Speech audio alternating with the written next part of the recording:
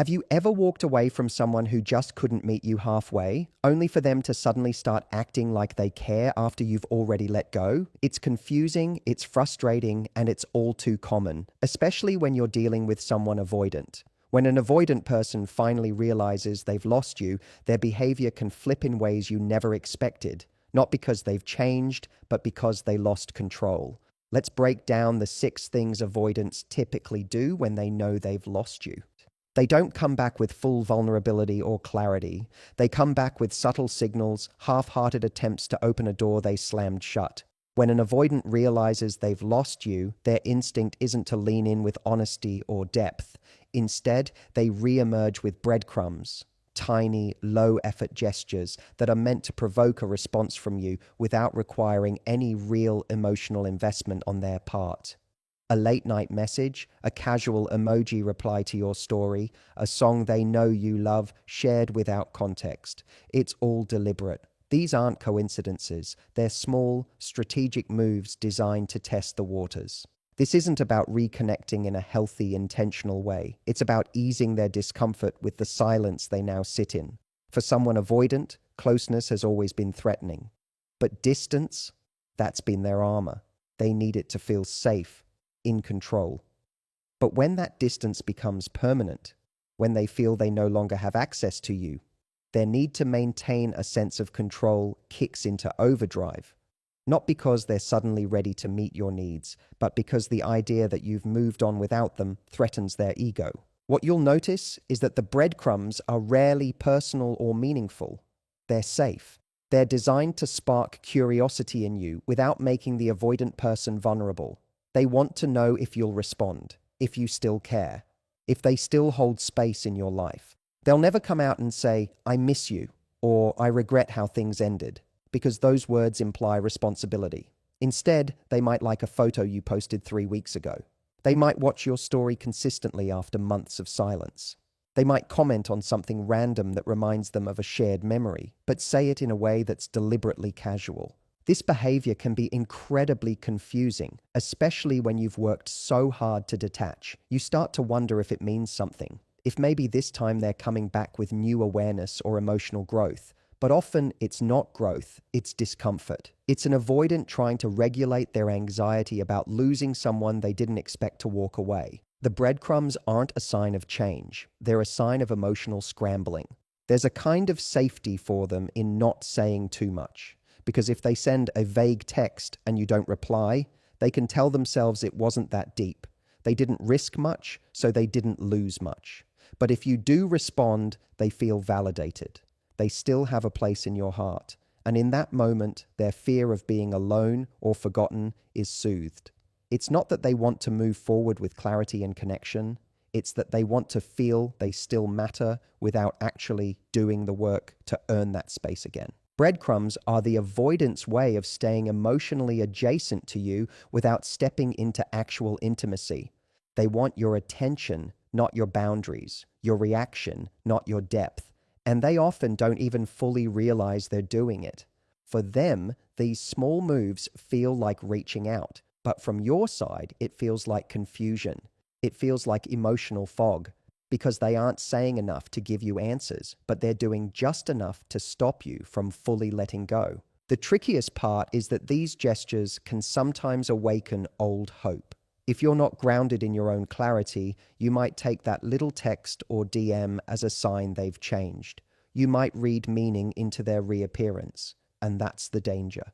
Breadcrumbs often awaken the part of us that still wants closure, still wants connection, still wonders if maybe things could be different now. But what the avoidant is doing isn't about building something. It's about soothing something inside themselves. That's why it feels so one-sided, because it is. An avoidant doesn't breadcrumb because they've had some grand emotional revelation. They breadcrumb because they feel the absence of your energy. And for them, energy has always been about control, not about connection. It's not about being close to you, it's about knowing you're still close enough to reach. So they'll toss out a message, a memory, a compliment, whatever they think will keep the tether alive, but only in the lightest way possible, because they don't want to feel too much. They just want to know they still exist in your world. When an avoidant realizes they've lost you, one of the first things they do is begin rewriting the story, not just to you, but to themselves. This isn't necessarily malicious. It's often a form of self-protection. Avoidants struggle to tolerate the discomfort of emotional accountability. So instead of sitting in the truth of what they did, or more accurately, what they failed to do, they adjust the narrative to something that feels more manageable, more ego-preserving, and that rewritten version of the relationship is always tilted in their favor. Rather than acknowledging the way they pulled away, withheld affection, or emotionally distanced themselves, they focus on what you did. They talk about how you were too demanding, too sensitive, or too intense. They start telling themselves that the relationship ended because you changed or because you wanted too much. The irony is, what you wanted was never unreasonable. You likely wanted clarity, connection, presence, things that any emotionally available partner would be able to give. But to the avoidant, your need for intimacy felt like pressure, and pressure is something they've always run from. So when the relationship ends and they realize they've lost access to you, it becomes easier for them to twist the facts than to admit they played a role in that loss. This rewriting is not just external, it's deeply internal. They convince themselves that they were misunderstood, that you were impossible to please, or that you were the one who was pulling away first. Even if it was their lack of communication that pushed you away, they'll focus on your reaction rather than their action. And that's the point. They're not trying to understand the past. They're trying to defend themselves from the pain of it. If the two of you happen to speak again, whether through text or in person, you may hear this rewritten version come through in the way they describe things. They'll gloss over the months they were emotionally absent and instead highlight a moment where you got upset. They'll mention how you walked away without acknowledging how many times they gave you no other choice. It's like watching someone re-edit a movie you both starred in, only now you're the antagonist and they're just the misunderstood lead doing their best. What's even more disorienting is that they'll share this edited version with mutual friends or people around them. They might downplay how serious things were. They might frame the breakup as mutual or inevitable. And if they're really uncomfortable with their role in the relationship's end, they might suggest they were the one who made the hard choice to let go, when in reality, they left you with no emotional ground to stand on. This isn't because they're trying to destroy your reputation.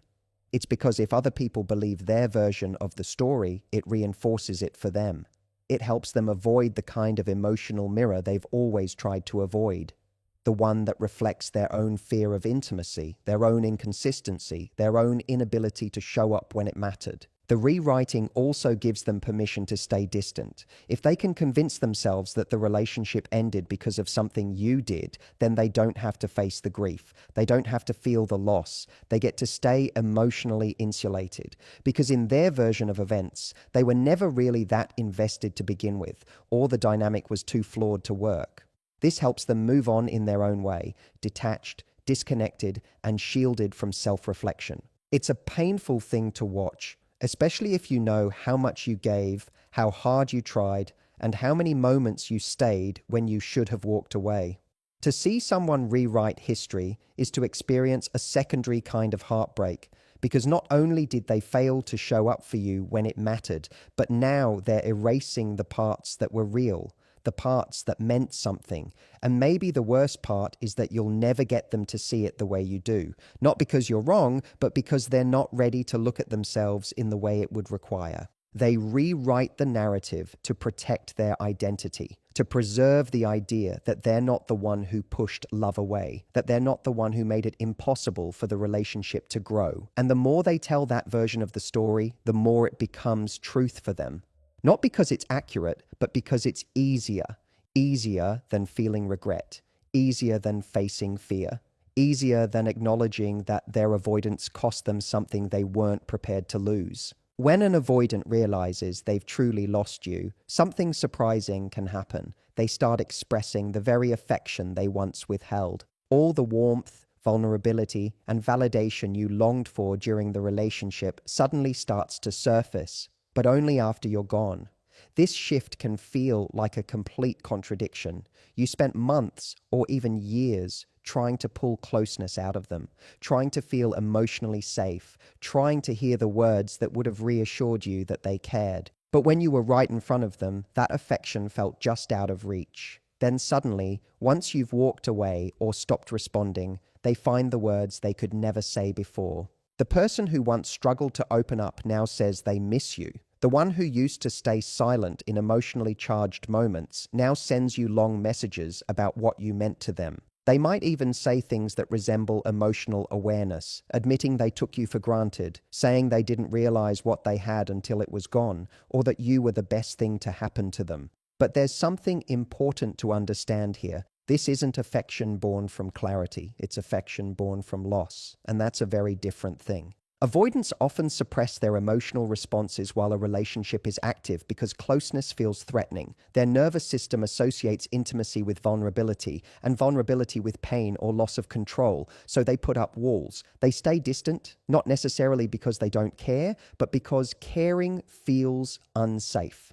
The moment someone gets too close, their instinct is to pull away. They fear enmeshment, they fear dependency, they fear being needed too much or needing someone else. But once you're gone, those threats disappear. There's no pressure to perform or to commit. You're no longer asking them to meet you emotionally. And without that expectation, suddenly their own emotions feel less risky to express. So when they start offering affection after the breakup, it's not coming from a place of strength or transformation. It's coming from the emotional safety of distance. Saying, "I miss you," doesn't feel scary when you're no longer asking them to show up consistently. Telling you how much you meant doesn't feel vulnerable when there's no longer a need to back those words up with actions. Their affection, while it may sound deep or sincere, often serves as a way to soothe their own guilt or fear of abandonment rather than a genuine step toward reconnection. This kind of late affection can be incredibly confusing for you, especially if you still have feelings for them. Part of you might wonder if this means they've finally changed, if they're finally able to give what they couldn't before. But what's really happening is that they're expressing what feels safe to express now, that there's no longer a demand for emotional accountability. In many cases, it's not about rebuilding the connection. It's about regulating their own emotional experience of losing you. You'll often notice that this affection isn't accompanied by real action. They say they miss you, but they don't ask to talk things through. They say you were important, but they make no move toward resolving what broke the relationship. It's all words, no weight. And again, it's not because they're trying to manipulate you, it's because they genuinely don't know how to connect differently. The affection is real, but it's reactive. It's sparked by your absence, not fueled by a readiness to grow. This pattern is also a reflection of how avoidants experience love. They often don't feel their own emotions fully until after the fact. When they have space to process, when the chaos of closeness is gone, they start to access what they couldn't feel in the moment. That's why it can feel like they suddenly woke up to everything they couldn't see before. But the timing isn't a coincidence. It's a defense mechanism. They've always felt more comfortable longing for love at a distance than participating in it up close. This can lead you to question everything. You might wonder why they couldn't have shown this softness when you needed it, why it took walking away for them to finally open up. And those are fair questions. But the truth is, it wasn't you that stopped them. It was their own wiring, their own history, their own fear. And now that you've left and the risk is gone, they feel safe enough to let those feelings rise to the surface. But safety for them doesn't always translate into clarity for you, because what you're left with is a version of them you wished for, but it only arrived after your absence, not your presence. When an avoidant realizes they've lost you, one of the first things they often do is try to prove they've changed, but without actually doing the deep emotional work that real change requires. This is where things get tricky, because from the outside, it can look like growth. You might see them suddenly get serious about therapy, journaling, reading self-help books, or even getting in shape, quitting drinking, or launching new goals. These gestures are often very visible, very public, and can feel like signs that they've finally woken up to what they lost. And in some ways they have, but not in the way you hoped. Avoidants are driven by discomfort, especially when it comes to emotional vulnerability. During the relationship, they may have resisted accountability, brushed off conversations about emotional needs, or avoided anything that made them feel exposed. But once you leave, and they're no longer protected by the illusion that you'll always be there, the discomfort shifts. Now, they're not uncomfortable because someone is getting too close. They're uncomfortable because they've lost control. They no longer have access to your emotional energy, and that absence creates a kind of panic. Not necessarily because they want to reconnect in a healthy way, but because they feel destabilized. You've changed the dynamic, and now they want to feel like they're back in control, back in motion, back in a position where they look like they've evolved. So they go into action mode. They try to become the version of themselves they think you would have stayed for, the version they think they should have been all along. This might mean they start mimicking growth, posting about mental health, showing off their discipline, talking about the lessons they've learned. But underneath it, there's often no real depth, because the focus isn't on healing, it's on optics. It's not transformation from the inside out. It's self-improvement as damage control. It's performative, and it's built on the hope that if they can just look like they've changed, they'll stop feeling the sting of losing you. They might even reach out to you during this phase, subtly dropping hints about how different they are now. They might mention the new routines they've built, the insights they've had, or how much more aware they are of their own patterns. They may genuinely believe they've changed, and to be fair, they might have made some progress, but often it's not the kind of change that would sustain a healthy relationship. It's reactive, temporary, motivated by fear of loss rather than a real readiness to face the root of their avoidance. This creates a kind of emotional bait, because if you still have feelings for them, it's incredibly tempting to believe that this time things could be different. After all, they're finally doing what you wished they would. But what you have to pay attention to is the motivation. Are they showing you change, or are they living it? Are they doing the hard, quiet, unglamorous work that no one sees? Or are they curating a version of growth that's meant to impress, not to transform? Real growth from an avoidant is slow, uncomfortable, and deeply confronting. It involves acknowledging their own fears, looking at their relationship history, making amends, not just with you, but with themselves. It requires a willingness to sit in discomfort without running, to express needs without shutting down, to engage in intimacy without retreating. And most importantly, it requires consistency over time. Not just a burst of new behavior, but a new pattern entirely. The version of change they often present after losing you might be sincere in the moment, but it's not always stable, because once they feel like they've regained some control, once they get a response from you or feel a little less anxious, the motivation can fade. The routines slip, the insights get buried, and if the change wasn't rooted in a deep internal shift, they revert. Not because they're cruel or manipulative, but because the growth was never grounded in truth. It was a reaction to pain. This is why it's so important not to confuse movement with maturity. Just because someone is doing something doesn't mean they're doing the right thing. Avoidants are often uncomfortable with stillness. When they lose you, stillness is forced on them and they scramble to escape it. So they run toward the appearance of progress. But true change isn't about escaping the pain. It's about sitting in it, learning from it, and letting it refine who you are. When an avoidant realizes they've lost you, something shifts that might catch you completely off guard. They begin to show signs of jealousy or even possessiveness. This is the same person who once acted indifferent when you asked for more connection, who seemed emotionally detached when you needed reassurance, and who pulled away when things started to feel too close. But now that you've created distance, now that you've stopped chasing or responding, suddenly they're watching closely. They notice who you're spending time with. They become curious about your life, and they begin reacting to the idea of you moving on, even if they made no effort to keep you close when they had the chance. This behavior often starts subtly. Maybe they start liking your posts more frequently, especially if there's someone else in the picture. Maybe they comment in ways that feel a little territorial or ask mutual friends about you. Sometimes it comes through in direct messages. Comments that hint at them feeling replaced or overlooked, even though they never openly claimed you when you were right in front of them.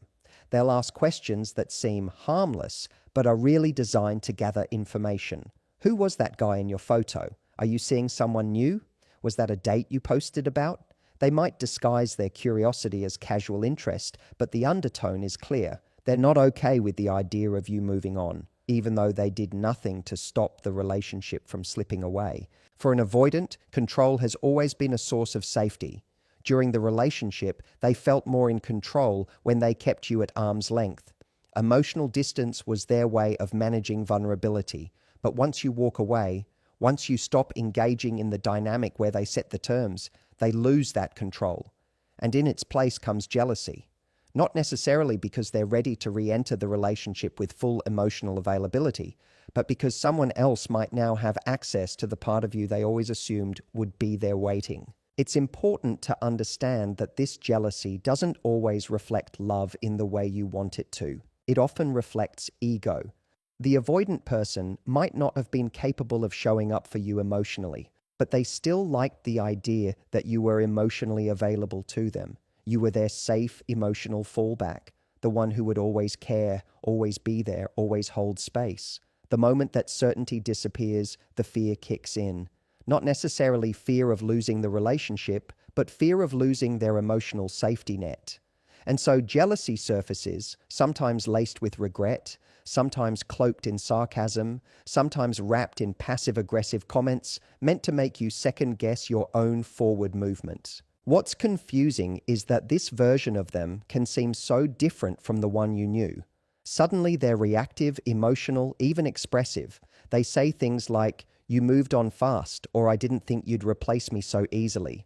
These comments aren't about genuine curiosity. They're about trying to regain emotional leverage. If they can make you feel guilty, confused, or emotionally torn, they feel less powerless. And power, for an avoidant, is often more comfortable than vulnerability. The possessiveness may also show up in ways that seem protective or nostalgic.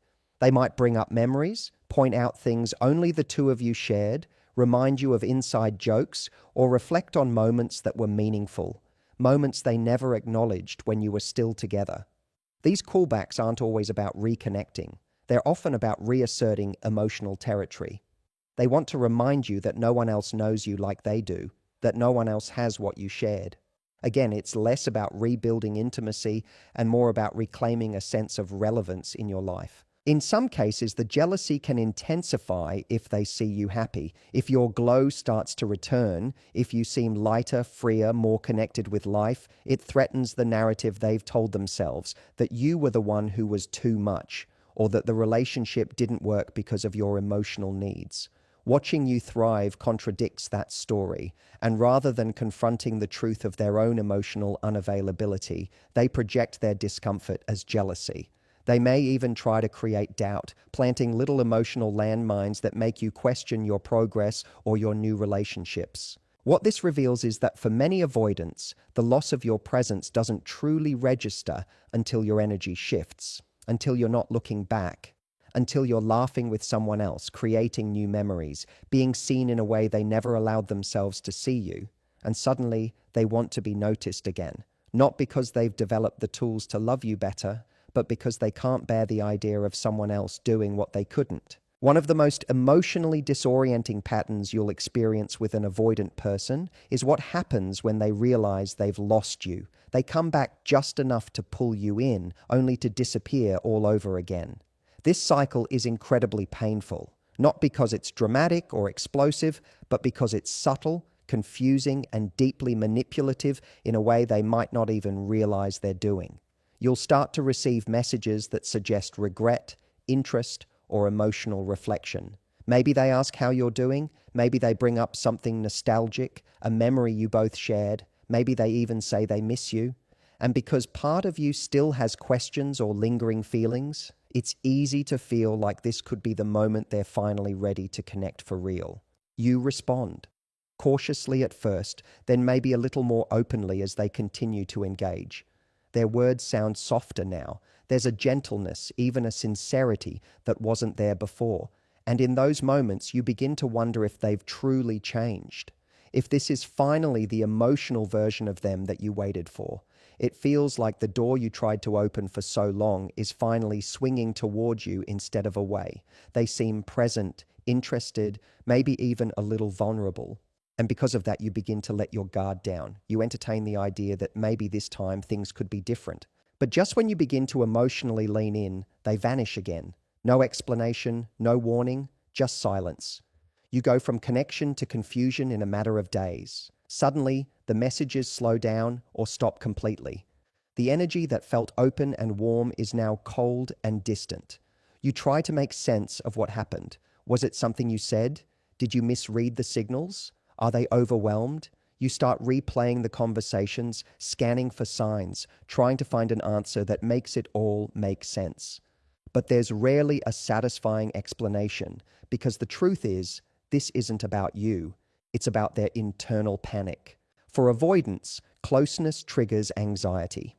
When they feel they're getting emotionally involved, they begin to lose their sense of autonomy and control. During the initial phase of reconnection, everything feels safer because there's still distance. They're not committing, they're just checking in. But the moment they feel you moving toward them emotionally, the threat returns.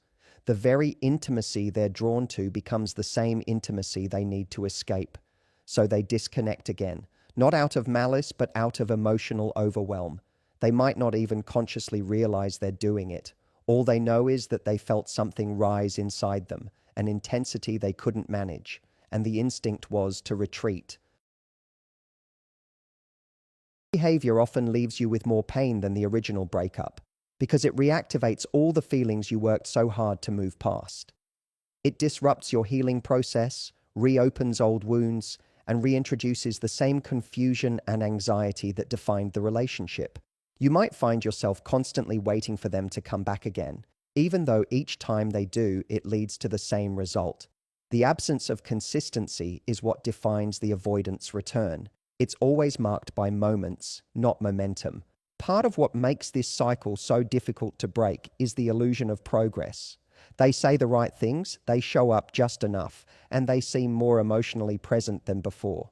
But the moment you start to believe in the possibility, they shut down again. This creates a loop that keeps you emotionally invested while giving them the space to remain emotionally distant. It's a self-preserving pattern for them and a self-destructive one for you. The cycle of coming close and then disappearing serves as a coping mechanism. The avoidant gets to feel reconnected without having to stay connected. They get to ease their guilt, feed their ego, and soothe their fear of loss without truly confronting the reasons the relationship broke down in the first place. They want to feel missed, wanted, maybe even forgiven, but they don't want to step into the discomfort of true vulnerability. And without that, nothing actually changes.